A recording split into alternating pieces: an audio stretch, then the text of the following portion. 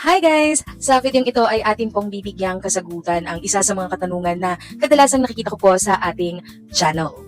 Pero bago ang lahat, kung kayo po ay bago lang dito sa aking channel ay huwag niyo pong kalimutan mag-like, comment, and subscribe para updated po kayo sa mga latest videos na i-upload natin. Isa sa mga kadalasang nababasa ko o nagpi-PM sa akin guys is kung authorized nga ba yung mga asawa or family na magpasa ng mga papers or mga loans sa pag-ibig. At sasagutin po natin yan ng malinaw. Yes, pwede po tayo, mga asawa or family, immediate family na magpasa ng mga documents kung ang iyong pinapasahan ay may sarili na pong loyalty card plus or cash card. Hindi po maaaring magpasa tayo ng papel na wala po silang sariling account dahil ilalagay po iyon sa papel kung saan sila naglo-loan. Pero kung personal po ito, katulad ng loyalty card plus na kailangan po nilang maging present dahil kukuhanan po sila ng litrato, ay hindi nyo po pwedeng kuhanin iyon dahil actual po iyon. Ang mga pwede nyo lang pong ipasa ay yung mga dokumento na pwedeng ipasa lamang at hindi na kailangan ng presensya ng inyong kamag-anak or asawa. Ngunit tatandaan nyo lamang po na kailangan ay may mga cash card at meron na po silang account dito sa Pag-ibig.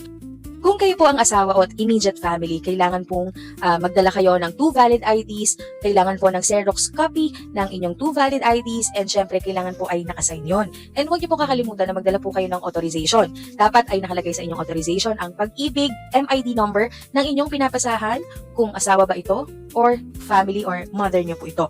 Kailangan din po ng valid ID at kung anong ID ang ipepresent ng inyong asawa or mother, kung sino man po ang inuutusan ninyo sa Pag-ibig, ay kailangan nandun din po. And kailangan po ay sa baba may pirma nyo pong dalawa. At kinakailangan din na ang asawa ninyo ay may Xerox photocopy or photocopy ng ID at may pirma po din ito.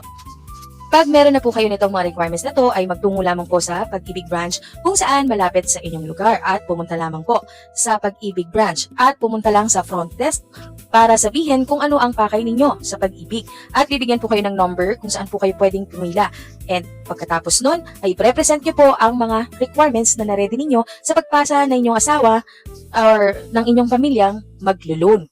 Ito po ay pinapayagan dahil kung may authorization po kayo at pangalawa ay kung hindi naman kailangan ng presensya ng inyong kamag-anak or asawa.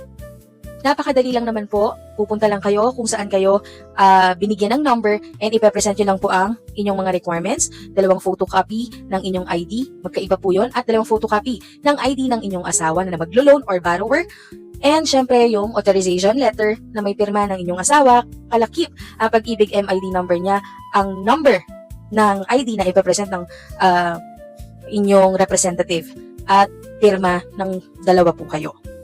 At pag okay na, ay sasabihin ko sa inyo kung magkano ang mailo-loan ng inyong kamag-anak or asawa. And after nun, magte-text po sa inyo kung ano ang amount ang marireceive ninyo.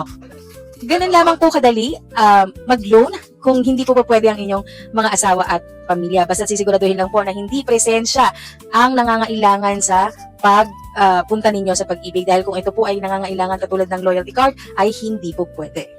Thank you guys for watching my videos, and for more information, please like, comment, and subscribe. Bye!